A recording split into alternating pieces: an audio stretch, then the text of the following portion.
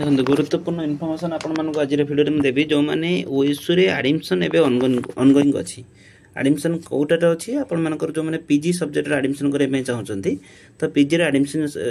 ongoing अच्छी जो मैंने एडमिशन करने चाहूले डेट आपंकर 15 तारीख थी तार डेट आपंकर घुंची सारी एक्सटेंड हो सारी टिल आपर 31 जुलाई माने आहरी लगभग आपंकर पूरा अधिक दिन घुंची जाइए तो आपण जो मान रेजल्ट आसी नाला जो मैंने ऑलरेडी थे तो से एडमिशन डेट घुंची सारी आपण मैंने वेट करेंगे जुलाई 31 पर्यंत आपर एडमिशन डेट एक्सटेंड हो पार तो एक्सटेंड हो जाइए तो आपण मैंने एडमिशन करनी जो मैंने एडमिशन कर किसी भी तकलीफ होगी आपण मैंने चैनल भितर को जातु चैनल भितर सब किसी प्ले लिस्ट बना जाइए डीसी एडमिशन 2025 से प्ले लिस्ट रे आपण एडमिशन वीडियो वीडियो ठारू आपण आरंभ करके